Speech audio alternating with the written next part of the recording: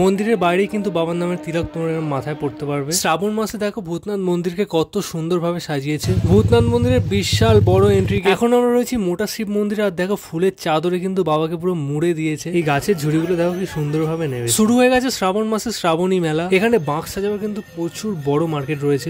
এখন কিন্তু সোমবারে এখানে প্রচুর ভিড় হবে।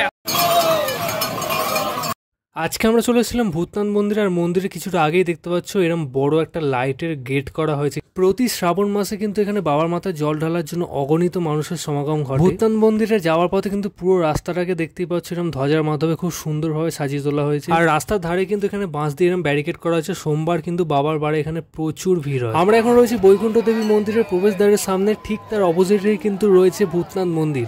এই শ্রাবণ মাস হলো মহাদেবের সব থেকে প্রিয় মাস, তাই এই ভূতনাথ মন্দিরকে কিন্তু খুব সুন্দরভাবে এই মাসে সাজিয়ে তোলা হয়েছে। এটি হলো মূল মন্দিরে প্রবেশ করার প্রবেশদ্বার। এখান দিয়ে কিন্তু সমস্ত ভক্তরা মন্দিরে প্রবেশ করবে, আর এই দিক দিয়ে কিন্তু মন্দিরের বাহির পথ করা হয়েছে। আর ঠিক মন্দিরের বাইরে কিন্তু এরকম জুতো রাখার ব্যবস্থাও রয়েছে। মন্দিরের সর্বত্র কিন্তু মহাদেবের নামে এরকম তিলক লাগাবার জন্য কিন্তু প্রচুর মানুষ ঘুরে বেড়াচ্ছে, যাদের থেকে তোমরা 5 টাকা অথবা 10 টাকা দক্ষিণার বিনিময়ে এইরকম মহাদেবের নামে তিলক নিজের কপালে কিন্তু লাগিয়ে নিতে পারো।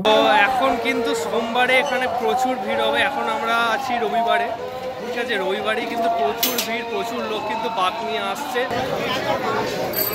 শ্রাবণ মাসে কিন্তু মন্দির সংলগ্ন এলাকায় কিন্তু এরকম দুধারে কিন্তু প্রচুর মেলা বসেছে, যেটাকে আমরা শ্রাবণী মেলাও বলে থাকি। আর এখানে তোমরা বাঁক সাজাবার জন্য কিন্তু সম্পূর্ণ সরঞ্জাম পেয়ে যাবে। আর তোমরা যদি ডালা নিয়ে পুজো দিতে যাও তাহলে কিন্তু মন্দিরের অপোজিটেই কিন্তু এরকম লাইন দিয়ে প্রচুর দোকান রয়েছে, যেখান থেকে তোমরা ডালা সংগ্রহ করতে পারো। মন্দিরে তোমরা নিজে হাতে পুজো দিতে পারবে মহাদেবের সকাল 6টা থেকে বেলা 12:30 অবধি, আবার বিকেল 4:30 থেকে রাত 8টা অবধি। মন্দির বন্ধ থাকে বেলা 12:30 থেকে বিকেল 4:30 অবধি, এবং এখানে জ্বলন্ত চিতার ছাই দিয়ে শিবের আরতি করা হয় সকাল 6টায় এবং রাত 8টায়। আর এই ভূতনাথ মন্দির থেকে কিছুটা হাঁটা পথের দূরত্বে কিন্তু তোমরা পৌঁছে যাবে মোটা শিবের মন্দির। 200 বছরেরও পুরনো এই মন্দিরকে কিন্তু বুড়ো শিবের মন্দিরও বলা হয়। বটের ঝুড়ি নেমে এসছে মন্দিরের মাথা থেকে গা অবধি, যেটির আকার অনেকটা শিবের জটার মতো। শোনা যায় এই মন্দির যখন স্থাপিত হয় এই মন্দিরের পাশ দিয়ে কিন্তু গঙ্গা বইত।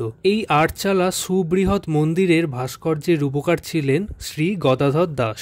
মন্দিরের ভেতরেই রয়েছে প্রায় 10 ফুট উচ্চতার শিবলিঙ্গ। এই প্রকাণ্ড আকার আয়তনে শিবের মাথায় জল ঢালতে হয় লোহার সিঁড়ি বেয়ে ওপরে উঠে। এই পুরো মন্দির জুড়েই কিন্তু একটা প্রাচীনত্বের ছোঁয়া রয়েছে। এই ভূতনাথ মন্দির ও মোটা শিব মন্দিরে আসতে গেলে তোমাদের কলকাতা থেকে যদি আসো তাহলে শোভাবাজার আহিরিতলা হয়ে টোটো, অটো অথবা পায়ে হেঁটে নিমতলা ঘাটে আসতে হবে। আর হাওড়া থেকে এলে লঞ্চে করে আহিরিতলা ফেরিঘাট নামলেই কিন্তু তোমরা ভূতনাথ মন্দিরে খুব সহজেই পৌঁছে যাবে। এছাড়াও বাইক নিয়ে এলে কিন্তু এখানে রাস্তার ধারে অস্থায়ী বাইক পার্কিং এরও ব্যবস্থা রয়েছে।